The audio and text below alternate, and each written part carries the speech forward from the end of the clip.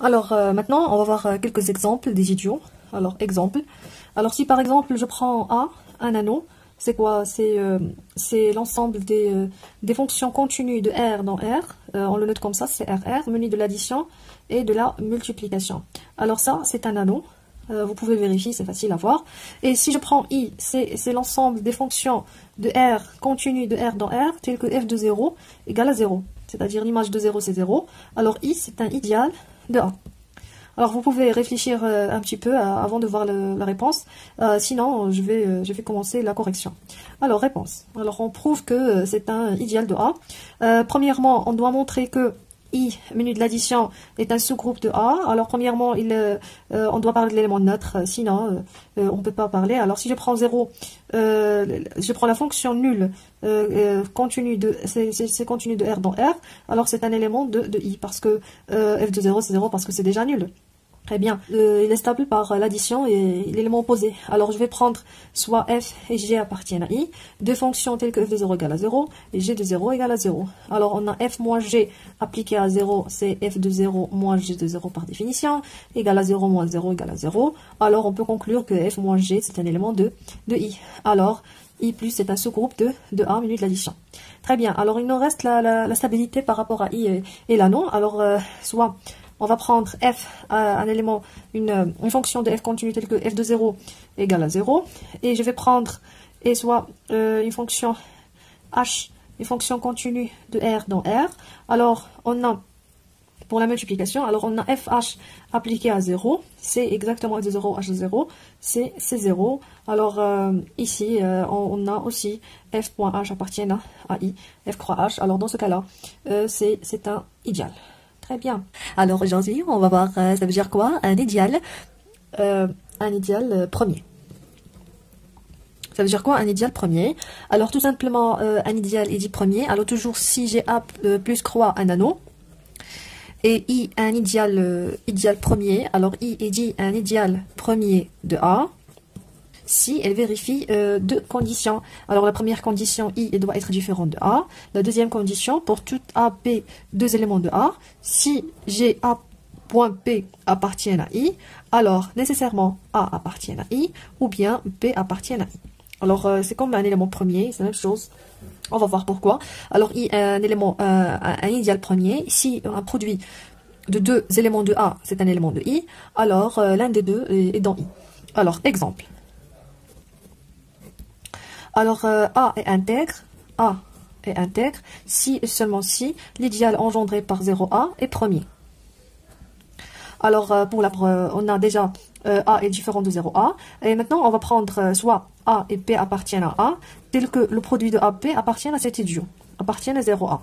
Alors, montrons que A appartient à 0A, ou bien P appartient à 0A, pour qu'il soit un idéal premier. Alors, on a A.P appartient à l'idéal engendré par A0A.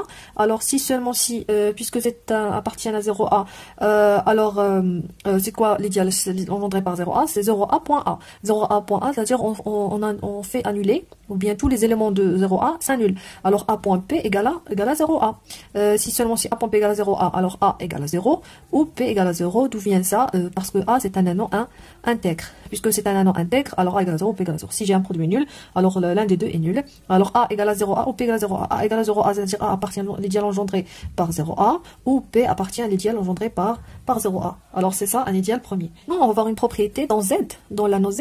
Alors on a NZ est un anneau premier, si seulement si N est un nombre premier. Menu de l'addition et la multiplication, alors c'est un anneau. Alors NZ est premier si seulement si N est premier. Alors réponse. Alors supposons que l'idéal engendré par Z, NZ est premier, et montrant que N est premier. Supposons que N n'est pas premier, et montrant que NZ n'est pas premier.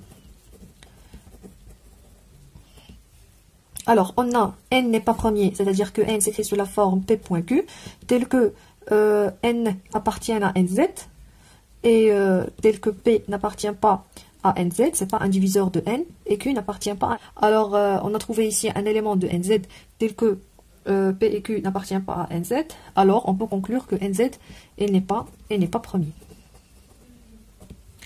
L'inverse, alors supposons que N est premier et montrons que NZ est premier. Alors soit NP appartient à NZ. Alors ça veut dire quoi? Ça veut dire que N il divise AP. Or N est premier, or N il est premier, alors N divise A ou N divise P. Alors d'après Gauss, A appartient à NZ ou bien P appartient à NZ. C'est-à-dire NZ il est premier, tout simplement. N divise A, c'est-à-dire que A appartient à NZ ou bien P appartient à NZ. Implique que NZ est le premier. Parce que ça, premier produit appartient à NZ, ça veut dire que N appartient à NZ ou bien P appartient à NZ. Très bien. Exercice. Alors cet exercice c'est quoi? Alors soit A un anneau commutatif. Alors I, supposons que I est un idéal. Supposons que I c'est un idéal de A. Tel que l'élément neutre de A, l'élément neutre pour la multiplication, c'est un élément de I, appartient à I. Alors montrons que I égale à A. Alors c'est un exercice très intéressant. Essayez de le faire tout seul, sinon vous pouvez voir des indications, puis vous pouvez voir toute la réponse. Alors réponse. Alors on a déjà I c'est un idéal de A, alors on a I inclus dans A, parce que c'est un sous-groupe de A. Très bien. Alors il reste à montrer que A il est inclus dans I, c'est ça. Très bien. Alors qu'est-ce qu'on va faire? On a un A appartient à I. Alors, quel que soit A appartienne à A, on va prendre un élément de A fixé. Alors, soit A appartient à A fixé. Alors, on a A, c'est quoi? C'est A multiplié par un A. A, c'est un élément de A. A, c'est un élément de A. Et un A, c'est un élément de I. Et on sait que I, c'est un idéal. Alors, A multiplié par un A, multiplication entre les éléments de l'anneau et le dur, ça appartient à l'idéal I. Alors, A, ça appartient à I. Alors, A appartient à I. Alors, d'où A appartient à A appartient à I, on peut conclure que A est inclus dans I. I inclus dans A inclus dans I, d'où A égale à I, tout simplement. Alors, c'est un exercice très très important, très facile à voir.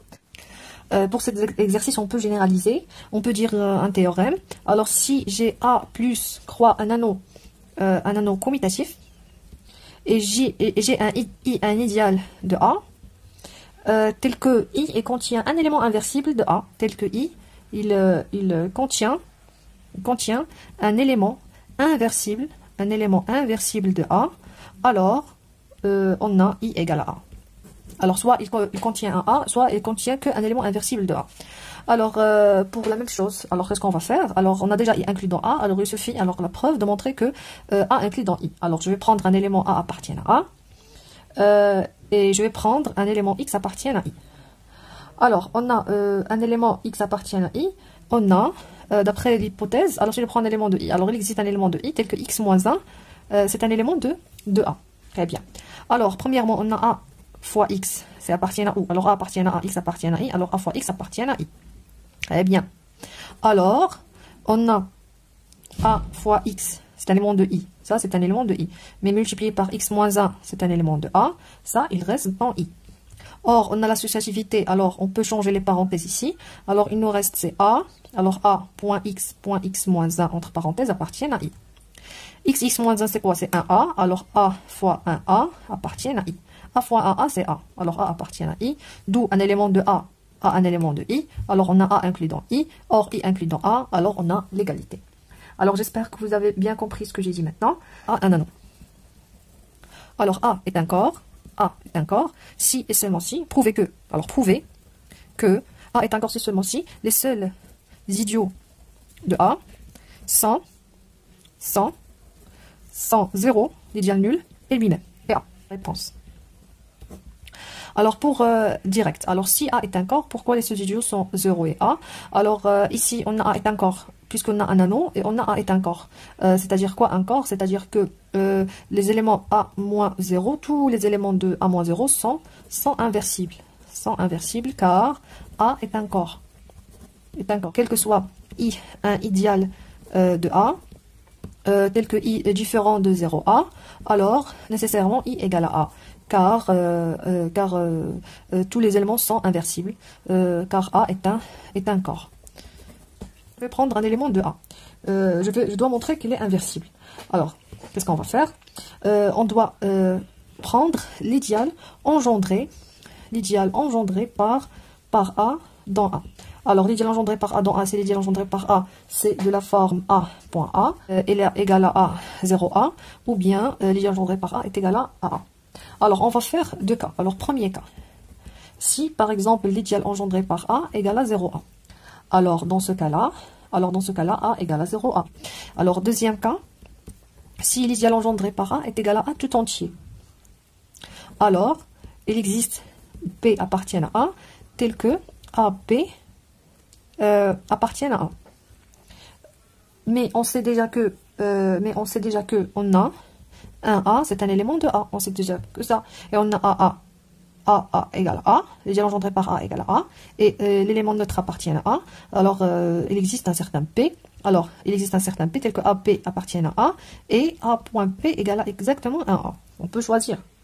Alors, dans ce cas-là, on peut dire que A est inversible. Dans ce cas-là, A, c'est un corps. Alors, merci pour votre attention. J'espère que vous avez bien compris ça veut dire quoi un idéal.